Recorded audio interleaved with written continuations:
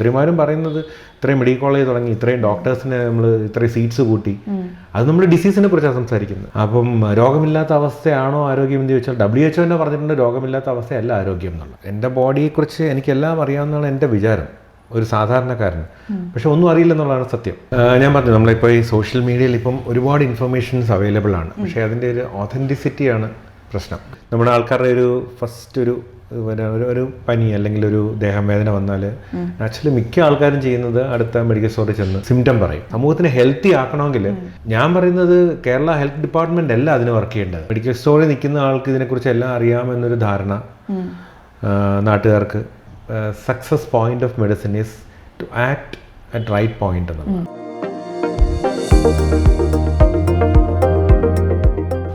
So welcome to another episode with Dr. Vijay Mohan. ഡോക്ടറെ, നമ്മളിങ്ങനെ സംസാരിച്ച് പോയാൽ ഒരുപാട് സംസാരിക്കാനുണ്ടാവും. ഞാനത് ഇങ്ങനെ ടൈം റെസ്ട്രിക്റ്റ് ചെയ്തിട്ട് കൊണ്ടുപോകുന്നത് എന്താ വെച്ചാൽ, ഇപ്പോഴത്തെ ആൾക്കാരുടെ അറ്റൻഷൻ സ്പാൻ ഉണ്ടല്ലോ ഡോക്ടറെ, കുറച്ചേ ഉള്ളൂ. കറക്റ്റ് അല്ലേ? അതായത് ഒരു ചെറിയ സമയം, ഒരു 30 സെക്കൻഡ് 1 മിനിറ്റ് ഒക്കെ കഴിയുമ്പോഴത്തേക്കും ഇത് കാണണോ കേൾക്കണോ എന്നുള്ളൊരു ക്വസ്റ്റ്യൻ ഉണ്ട്.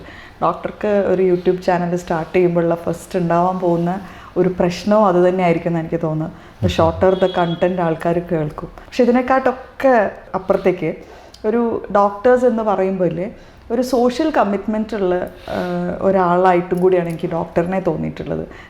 നമ്മളിത് ആദ്യം ഡിസ്കസ് ചെയ്തപ്പോൾ, അതായത് ഇങ്ങനെ നമുക്ക് ചാനലിലൂടെ ഇരുന്ന് സംസാരിക്കാം എന്ന് ഡിസ്കസ് ചെയ്തപ്പോൾ ഡോക്ടർ പറയുന്നുണ്ടായിരുന്നു, ഞാനൊരു ഓർത്തോ സ്പെഷ്യലൈസ്ഡ് ആയിട്ടുള്ള അല്ലെങ്കിൽ ഒരു സർജനാണ്, റോബോട്ടിക് സർജറി ചെയ്യുന്ന ഒരാളായിട്ടൊക്കെയാണ് നിഷയ്ക്ക് അറിയാം. പക്ഷേ there is lots other than that general പബ്ലിക്കിനോട് സംസാരിക്കാനുള്ളത്. എന്തായിരിക്കും ഡോക്ടറിൻ്റെ ഒരു വിഷൻ ഈ ഒരു ചാനലിലൂടെ?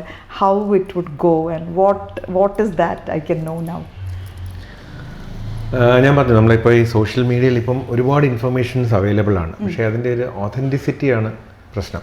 ശരിക്കും അതിനെക്കുറിച്ച് ആ സബ്ജക്റ്റ് പഠിച്ച ഒരാൾ തന്നെയാണോ, അതിനെക്കുറിച്ച് അറിയാവുന്ന കാര്യങ്ങളാണോ പറയുന്നത്, അതോ അവിടെ ഇവിടെയും കേട്ട ഹിയർസേസ്, കേട്ട് കേൾവികളെ വെച്ചിട്ട് മരുന്ന് വരെ ഇപ്പം പ്രിസ്ക്രൈബ് ചെയ്യാണ്.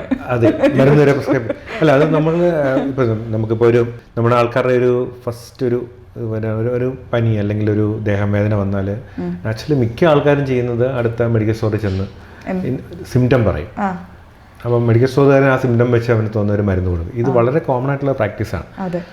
അപ്പം അതൊരു മിസ്കൺസെപ്റ്റാണ്. കാരണം ഈ മെഡിക്കൽ സ്റ്റോറിൽ നിൽക്കുന്ന ആൾക്ക് ഇതിനെക്കുറിച്ച് എല്ലാം അറിയാമെന്നൊരു ധാരണ നാട്ടുകാർക്ക് വന്നു പോകുന്നതിൽ നിന്നാണ് ആ മിസ്കൺസെപ്റ്റ് സ്റ്റാർട്ട് ചെയ്യുന്നത്. കാരണം നമ്മളുടെ ഇപ്പോൾ എൻ്റെ ബോഡിയെക്കുറിച്ച് എനിക്കെല്ലാം അറിയാവുന്നതാണ് എൻ്റെ വിചാരം, ഒരു സാധാരണക്കാരന്.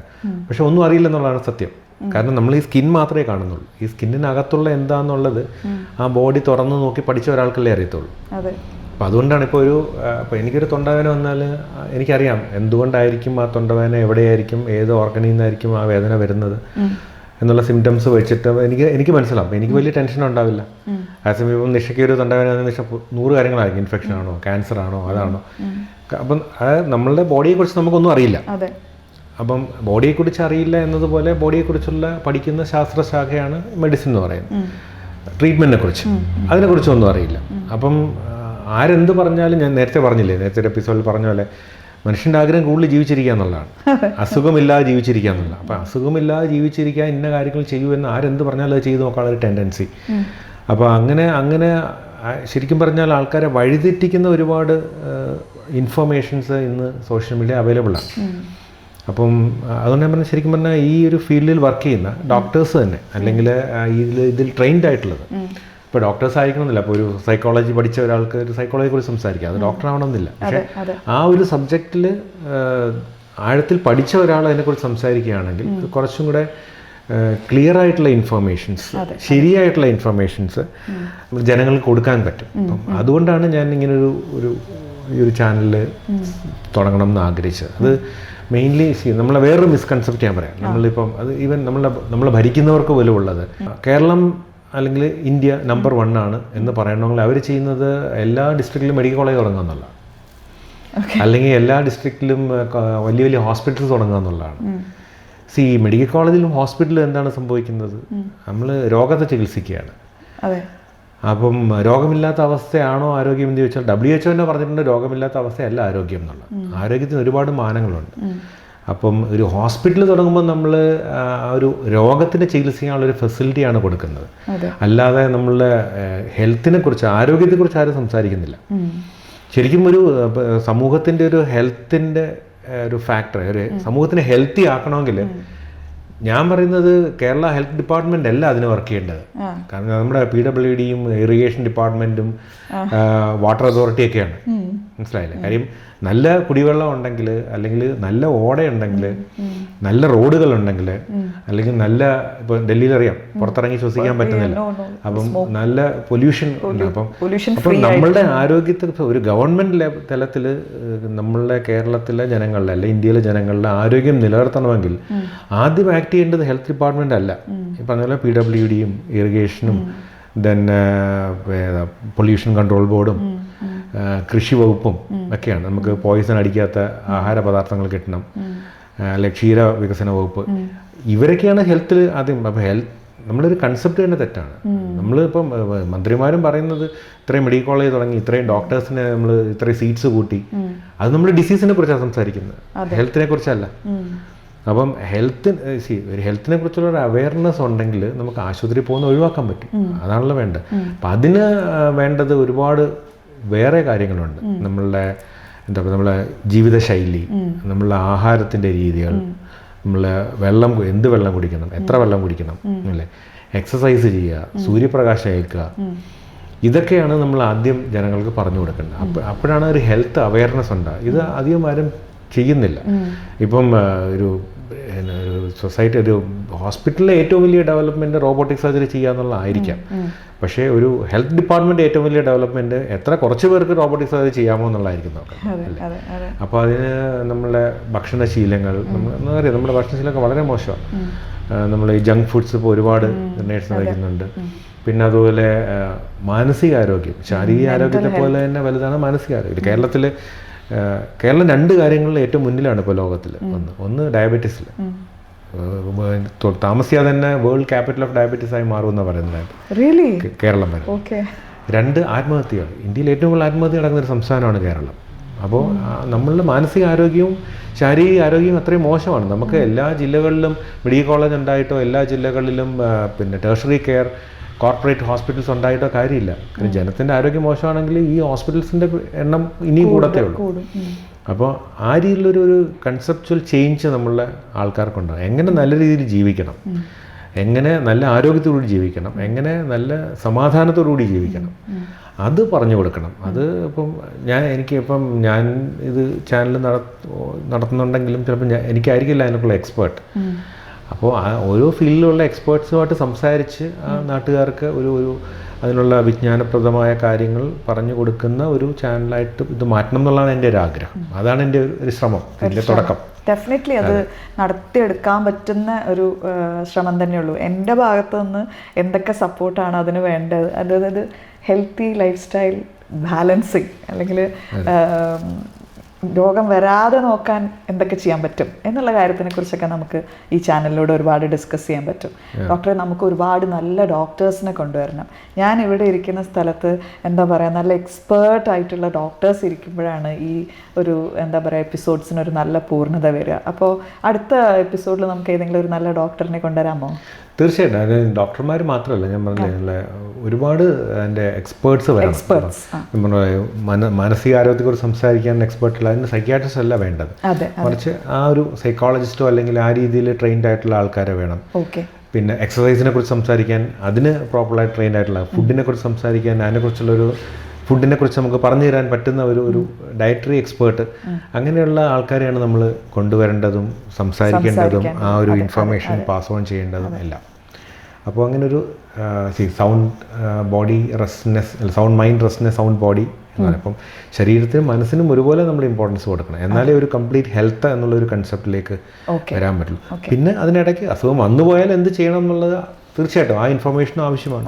അസുഖം വരാതിരിക്കാൻ എന്തൊക്കെ ചെയ്യണം, വന്നു കഴിഞ്ഞാൽ അത് എങ്ങനെ മനസ്സിലാക്കണം, എപ്പോൾ എന്ത് ചെയ്യണം. മെഡിസിൻ്റെ ഒരു primary success point of medicine is to act at right point എന്നുള്ളതാണ്.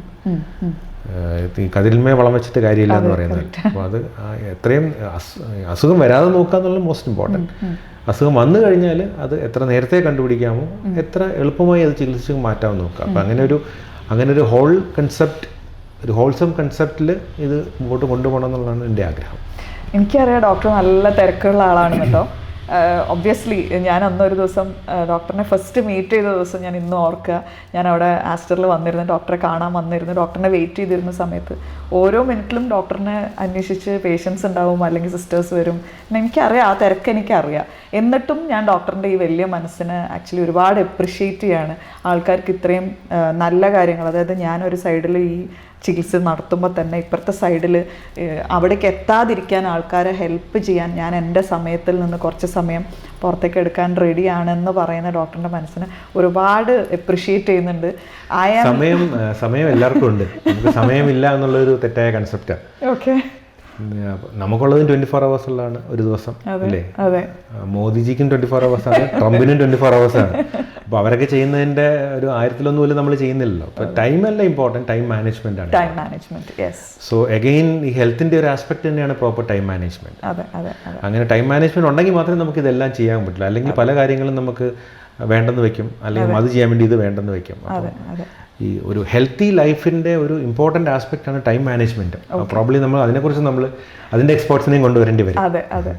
സോ ഗോയിങ് ഫോർവേഡ് നമുക്ക് എന്താ പറയുക, ചെറിയ രീതിയിൽ ഇങ്ങനെ സംസാരിച്ചിങ്ങനെ തുടങ്ങാം. എനിക്കറിയാം ഡോക്ടർ ഇപ്പോൾ നല്ല കംഫർട്ടബിൾ ആയിട്ടുണ്ട്, ഞാനും ഭയങ്കര കംഫർട്ടബിളായി. എനിക്കും ഇങ്ങനെ കേട്ടിരിക്കുമ്പോൾ ഒരുപാട് പഠിക്കാൻ പറ്റുന്നുണ്ട്. നമ്മൾ വിചാരിക്കുന്നത് സ്കൂളിൽ അല്ലെങ്കിൽ കോളേജിൽ അല്ലെങ്കിൽ ഒരു സെർട്ടൺ ഏജ് കഴിഞ്ഞ് കഴിഞ്ഞാൽ ഞാൻ പഠിച്ചു കഴിഞ്ഞു, എൻ്റെ പഠനം കഴിഞ്ഞു എന്ന് പറയും. ആക്ച്വലി എനിക്ക് തോന്നുന്നത് എവറി ഡേ ഞാനിങ്ങനെ എൻ്റെ തൊഴിൽ ഇതായതുകൊണ്ട് തന്നെ, അല്ലെങ്കിൽ ഞാൻ ഇങ്ങനെ ഒരു ഇൻട്രാക്ഷനിൽ ഇരിക്കുന്ന ഒരാളായതുകൊണ്ട് every day I have something new to learn. അപ്പോൾ തീർച്ചയായും ഞാൻ അത് പറഞ്ഞപ്പോൾ എനിക്ക് ഓർമ്മ വരുന്നത് വെച്ചാൽ എൻ്റെ PG എക്സാം കഴിഞ്ഞ്, എക്സാമൊക്കെ നല്ല രീതിയിൽ കഴിഞ്ഞു. എക്സാം അപ്പോൾ എൻ്റെ പ്രൊഫസറുണ്ട്, എങ്ങനെ ഉണ്ടായിരുന്നു ചോദിച്ചു. നന്നായി കഴിഞ്ഞ് കിട്ടിയല്ലോ സാർ എന്നിങ്ങനെ പറഞ്ഞപ്പം പുള്ളി പറഞ്ഞൊരു സെൻറ്റൻസാണ്, don't think your exam is over, each patient is going to be an exam for you. So അത് പിന്നീട് വർഷങ്ങൾ കഴിഞ്ഞപ്പോൾ അത് റിയലൈസ് ചെയ്തു. നമ്മൾ എത്ര സർജറി ചെയ്താലും അതേ സർജറി തന്നെ അടുത്ത പേഷ്യൻ്റ് ചെയ്യുമ്പോൾ it will be totally different. ഓരോരുത്തരെയും ഒരു മനുഷ്യൻ്റെ പോലെയല്ല വേറെ മനുഷ്യൻ്റെ ശരീരം. അപ്പോൾ ഒരു മനുഷ്യൻ്റെ ശരീരം തുറക്കുമ്പോൾ ഉള്ള കാഴ്ചയല്ല വേറൊരു മനുഷ്യൻ്റെ ശരീരം തുറക്കുമ്പോൾ. ജീവിതം അങ്ങനെയാണ്, എല്ലാ തവണയും നമ്മൾ പഠിച്ചുകൊണ്ടിരുന്നാലേ പറ്റുള്ളൂ. പഠിച്ചു തീർന്നിട്ട് ഒരു ലൈഫ് ഇല്ല ജീവിതത്തിൽ, എന്നും പഠിച്ചുകൊണ്ടിരിക്കണം.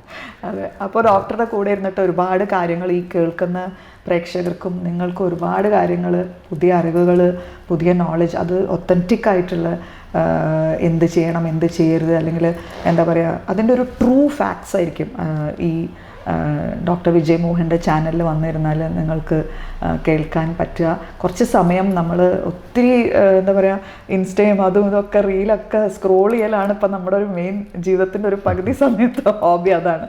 ഒരിത്തിരി സമയം നിങ്ങളുടെ ഹെൽത്തിനെ കുറിച്ച് ശ്രദ്ധിക്കണം, ഹെൽത്തിനെ കുറിച്ച് കൂടുതൽ കാര്യങ്ങൾ അറിയണം എന്നുണ്ടെങ്കിൽ ഡെഫിനറ്റ്ലി ഇതൊരു നല്ല ചാനലായിരിക്കും എന്ന് എനിക്ക് ഉറപ്പുണ്ട്. So come back to doctor Vijay Mohan's official YouTube channel.